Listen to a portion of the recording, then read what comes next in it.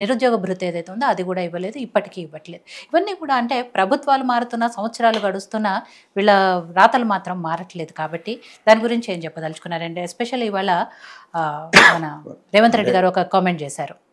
Hyderabad Congress government ఉన్నప్పుడు రాజశేఖర రెడ్డి గారి టైంలో 2వ స్థానంలో ఉండేది, బీఆర్ఎస్ ప్రభుత్వంలో 9వ స్థానానికి పడిపోయింది అని.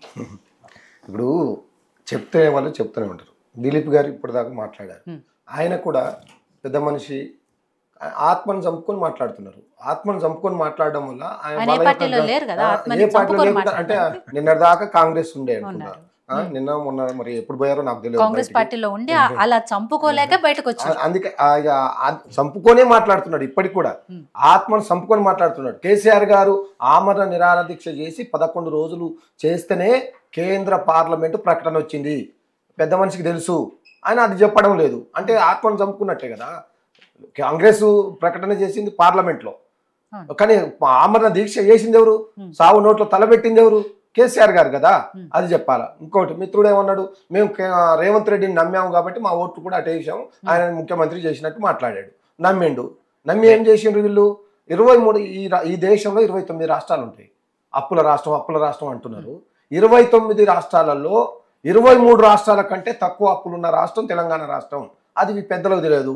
మరి బీజేపీ ప్రభుత్వం 11,75,00,000 కోట్ల సంపద టన్నుల పంట పండిందని ఎక్కడి నుండి వచ్చిందండి? వీళ్ళు ఏమైనా కాలువలు తవ్వారా? ఏమైనా ప్రాజెక్టులు కట్టారా? ఒక చెక్ డ్యామ్ కట్టారా? ఎట్లా వచ్చింది ఆ పంట? కేసీఆర్ గారు చేయడం వల్ల వచ్చిన పంట అది. కాబట్టి వీళ్ళు ఉద్యోగాలు ఇచ్చినాయి అన్నది తప్పు. కేసీఆర్ గారు ఇచ్చిన నోటిఫికేషన్లు, కేసీఆర్ ఇచ్చిన ఎగ్జామ్లు పెట్టి ఏదో పేపర్లు పంచుకున్నట్టు అపాయింట్మెంట్ లెటర్లు ఇచ్చి మేము ఇచ్చినామని 2 లక్షల ఉద్యోగాలు ఇస్తా అన్నారు. ఇక్కడ మేము బానిసల్లాగా మాట్లాడతలేదు. మిత్రుడు అంటున్నారు కదా కేసీఆర్ గారు బానిసలని. మేము ఉద్యమకారులుగా మాట్లాడుతున్నాం. దమ్ముంటే అసలు చర్చ మాట్లాడు. నీవు ఈ పాలన ఏం చేసినావు అంటే నీ పాలన గురించి చెప్పగా కేసీఆర్ గారి పాలన గురించి అంటున్నావు. నువ్వు ఎందుకో అప్పులు చేస్తున్నావు? 1,80,000 కోట్ల రూపాయల అప్పులు ఈ 18 నెలల కాలంలో చేశారు. ఏం చేసిండ్రు? ఏం ఉరగబెట్టిండ్రు? ఒక ప్రాజెక్ట్ కట్టారా? ఒక కంపెనీ తెచ్చారా? ఓ ఉద్యోగాలు ఇచ్చారా? ఒక రైతుల రుణమాఫీ కంప్లీట్ చేశారా? రైతు బంధు ఇచ్చారా? ఏమి ఇచ్చిండ్రు? ఎందుకైనా వచ్చే సంపద అంతా ఎడిపోతున్నది. ఉద్యమకారులుగా మాట్లాడుతున్నాం అంటున్నారు కదా, అదే ఉద్యమకారుల గురించి మాట్లాడుతున్నారు. ఇందాక ప్రవీణ్ గారు మీరు అరే లక్షల మంది ఉద్యమకారులు, నేను ఒక్కనే కాదండి, లక్షల మందిని తయారైతేనే తెలంగాణ రాష్ట్రం కేసీఆర్ గారి శ్రీకాంతాచారి గారి తల్లికి 2 సార్లు టికెట్ ఇచ్చిండ్రు. ఎంతమందికి ఇచ్చిండ్రో, ఎన్ని ఇచ్చిండ్రో కేసీఆర్ గారికి తెలుసు. లేదు, కేసీఆర్ గారు కొంతమంది ఉద్యమకారులు ఎమ్మెల్యేలు చేసిండ్రు, మంత్రులు చేసిండ్రు, చైర్మన్లు చేసిండ్రు, స్టూడెంట్ లీడర్లను కూడా ఎంపీలు ఎమ్మెల్యేలు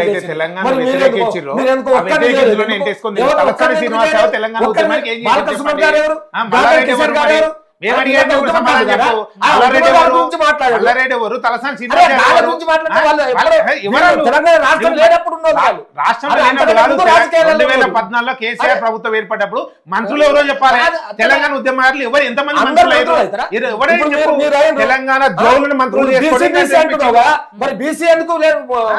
ఇక్కడ ఉన్న రాష్ట్ర అధ్యక్షుడు బీసీ ఎందుకు లేదు? నువ్వు బీసీ అంటున్నావు కదా, తెలంగాణ తీసేసినావు కదా, మళ్ళీ బీసీ అని అంటారు. మొత్తం ఏదో బీసీలకు వర్గ పెడుతున్నావు అంటున్నావు. నువ్వేం చేసినావు తెలంగాణకు? 14 ఇంకా తల్లిని చంపి బిడ్డను బతికించాడు అని అంటున్నా దుర్మార్గమైన మాటలు మీ మోడీ గారు మాట్లాడుతుంటే నువ్వు ఎందుకు వ్యతిరేకించలేదు? ఇంకా తెలంగాణ ఆత్మగౌరవాన్ని చంపుతుంటే ఎందుకు నువ్వు వ్యతిరేకించడం లేదు?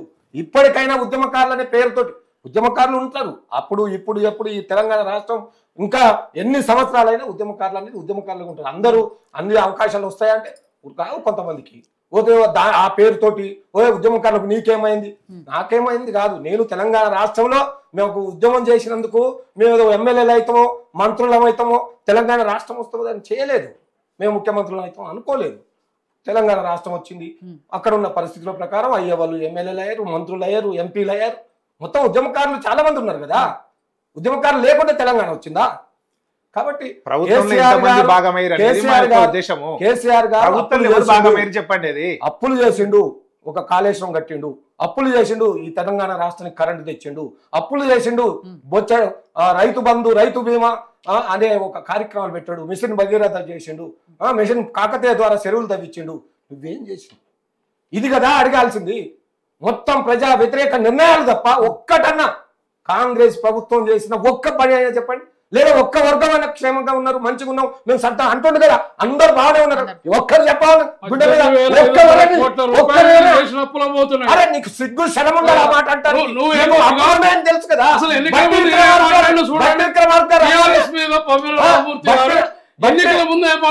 అరే నేనేమంటా చాలా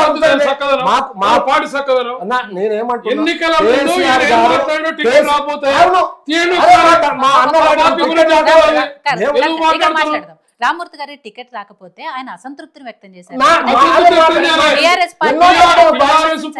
ప్రజలు ఎట్లా మోసం చేస్తారో చెప్పాడు. అరే గారు మాకు ఒక తండ్రి లాంటి వాడు, పెద్ద ఎన్నో సార్లు మేము అడుగుతాం ఖచ్చితంగా. తెలంగాణ ప్రజలు అడిగారు, ప్రజలకు కావలసినవి కేసీఆర్ చెప్పని కూడా చేశారు. ఏమన్నారు వీళ్ళు? ఏదండి తులం బంగారం, ఏది 2500 రూపాయలు, ఏమన్నారు ఎట్లా 125 సంవత్సరాల పార్టీ మేము మొత్తం మేనేజ్ చేయగలుగుతాం, మొత్తం సంపద పెంచగలుగుతాం, పేదలకు పంచుతాం. ఏడ పెంచుడు మీరు సంపాదించుకుంటున్నారు, మీ మంత్రులు అంటున్నారు ఒక్క కమిషన్ లేకుండా ఒక్క మంత్రి కూడా పని చేయడం లేదని మీ మంత్రులు అంటున్నారు, మీ ఎమ్మెల్యేలు అంటున్నారు. మళ్ళీ ఇంకా మాట్లాడుతున్నారు కేసీఆర్ గారి మీద. కేసీఆర్ గారు కొన్ని చేసి చెప్పుకోకపోవడం వల్లనే కదా 1.82 మెజార్టీ తోటి మేము ఓడిపోయింది. ఏమో పెద్దగా బంపర్ మెజార్టీ వచ్చింది ఏం కాదు కదా. ఇప్పటికైనా సవరించుకోవాలి వాళ్ళు చేస్తున్న తప్పుల్ని. తెలంగాణ రాష్ట్రము విప్లవ రాష్ట్రంగా చిత్రీకరించే ఒక దుర్మార్గమైన కుట్ర జరుగుతుంది. ఇద్దరు సమైక్యవాదులు కలిసి, ఇటు చంద్రబాబు నాయుడు గారు ఇటు రేవంత్ రెడ్డి ఇద్దరు కలిసి మోడీ గారికి ఇష్టం లేదు, ఇటు రేవంత్ రెడ్డికి ఇష్టం లేదు, అటు చంద్రబాబుకి ఇష్టం లేదు. వీళ్ళు ముగ్గురు కలిసి తెలంగాణ రాష్ట్రాన్ని విప్లవ రాష్ట్రంగా చిత్రీకరించి ఒక దుర్మార్గ కుట్ర జరుగుతుంది. దీన్ని అడ్డుకోవాల్సిన బాధ్యత తెలంగాణ బిడ్డలపై ఉన్నది. లేకపోతే గట్ల మాట్లాడతాడు, ఒక రాష్ట్రాన్ని మాట్లాడతాడు. నీళ్లు పోతుంటే ఏం చేస్తున్నారు? ఏం చేస్తున్నారు వీళ్ళు? ఒక్క పనైనా చేసి చూపెట్టండి. మీరు అప్పులు చేస్తున్నారు అంటున్నారు కదా, 7 లక్షల సరే 8 లక్షలు అయినాయి అప్పులు. మరి మీరు 1,80,000 కోట్లు ఇచ్చారు కదా, మరి ఎటు పోయినాయి ఇవి? ఏం చేశారు చెప్పండి? ఒక్క ప్రాజెక్ట్ అన్న కట్టారా? ఒక కంపెనీ ఇచ్చారా? మీరు ఇచ్చిన హామీలు ఏమన్నా నిలబెట్టుకున్నారా? ఇచ్చారా వాటికి? కాబట్టి ఏది చేయకుండా ఉద్యమకారులకు ఖచ్చితంగా రేపైనా మళ్ళీ కేసీఆర్ గారు వస్తారు. ఉద్యమకారులకు కానీ ఈ రాష్ట్రానికి కానీ ఏం చేయాలన్నా కేసీఆర్ గారు తప్ప ఇంకెవరు చేయరు. అది వాళ్ళకు కూడా తెలుసు, ప్రజలకు కూడా అర్థమైపోయింది. అందుకే ప్రజలు దుమ్మెత్తిపోస్తున్నారు. ప్రపంచంలో ఎవరిని వాడని తిట్లు రేవంత్ రెడ్డి పడుతున్నాడు, బండ బూతులు తిడుతున్నారు. బయటికి వెళ్తే ఆయన అంటున్నాడు ఏం చేయరు, ఏం ఒక్కటి చెప్పండి, ఏ ఊరికి పోదామని చెప్పండి, ఆయన ఊరికి పైన పోదాం. ప్రభాకర్ రెడ్డి గారు అంటే రేవంత్ రెడ్డి గారికి అసలు తెలంగాణ అంటే ప్రేమ లేదు, ఎప్పుడు కూడా ఆయన జై తెలంగాణ లేదు, ఇప్పటికీ ఆయన ఒక్కసారి కూడా జై తెలంగాణ లేదని మొన్న కూడా కవిత గారు మాట్లాడారు. నాకు అంతకుముందు ఒకసారి గుర్తు, రేవంత్ రెడ్డి గారు ఒక ఇంటర్వ్యూలో ఎట్లా ఈ అప్పులన్నీ తీరుస్తారు, రాష్ట్రాన్ని ఎట్లా చేస్తారు, 6 గ్యారంటీలు ఎట్లా ఇస్తారు అంటే మా మంత్రులు 1 సంవత్సరం పాటు కడుపు కట్టుకుంటే మొత్తం అయిపోతుంది అన్నారు. అలాంటిది మరి ఆ కడుపు కట్టుకోవడం ఎటుపోయింది? పోయి ఇవాళ నన్నే కోసినా కూడా రూపాయి లేదు అని మాట్లాడే స్థాయికి ఎందుకు వచ్చింది? అంటే కడుపు కట్టుకోలేదు. ఇప్పుడు విషయం ఏంటంటే వీళ్ళ లెక్క అబద్ధాలు చెప్పి లేనిది ఉన్నట్టు చెప్పి ఉన్నది లేనట్టు చేసి 1000 కోట్లు వస్తున్నాయి, మీకు అది చేస్తున్నాం, బంగారు తెలంగాణ మారుస్తున్నాం, మిమ్మల్ని కోటీశ్వరులు చేస్తున్నాం అని మాయమాటలు చెప్పి తెలంగాణ ప్రజలు అమ్మేయాలి. వీళ్ళు చెప్పేది ఉన్నది ఉన్నట్టు, వీళ్ళు చేసిన దగ, వీళ్ళు చేసిన మోసాలు తెలంగాణ ప్రజలకు చెప్పొద్దు.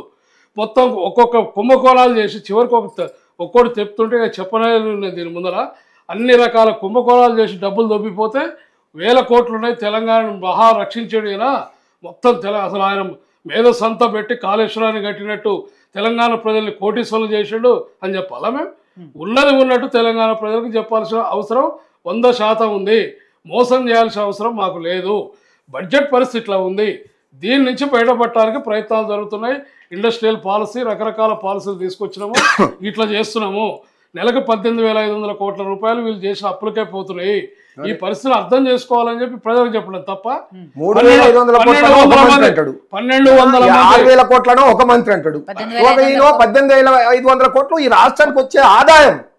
1200 మంది ఆయన ఒక్కరికి కూడా తెలియదు. కాంగ్రెస్ పార్టీలో ఎవరి సాయం ఒక్కరికి ధమాకు ఉండదు, ఒక విషయం ఉండదు, చదువుకోరు.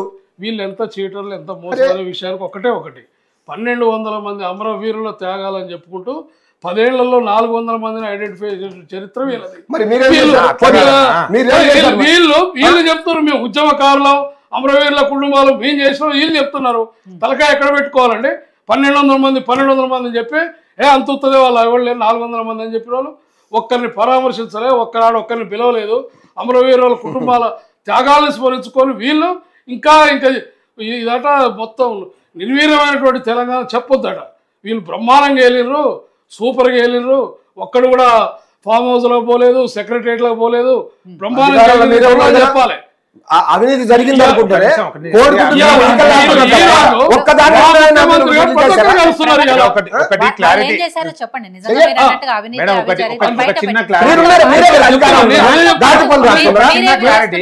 కాంగ్రెస్ గవర్నమెంట్ 125 ఏళ్ల చరిత్ర కలిగిన కాంగ్రెస్ గవర్నమెంట్ ప్రతిపక్షంలో వీళ్ళందరూ కూడా రేవంత్ రెడ్డి గారు ప్రధాన ప్రతిపక్ష నేతగా పనిచేసిండు. వీళ్ళ మంత్రులందరూ కూడా ఇప్పుడున్న మంత్రులందరూ కూడా అప్పుడు ఎమ్మెల్యేలుగా ఉన్నారు, పనిచేసిండు. వీళ్ళు కేసీఆర్ యొక్క అవినీతిని అప్పుడు కూడా మాట్లాడిర్రు, లక్షల కోట్లు అప్పు చేస్తున్నా అని చెప్పి తెలుసు, అందరు తెలుసు.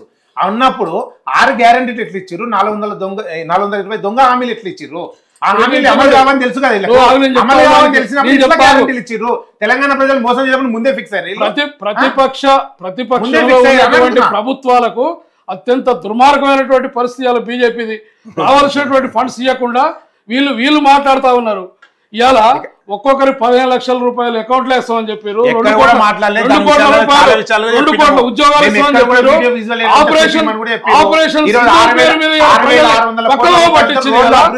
హైదరాబాద్ నగరంలో కేంద్ర ప్రభుత్వం ఆపరేషన్ సింధూర్ మీద ప్రజలను మోసం చేశారు. చెప్పండి.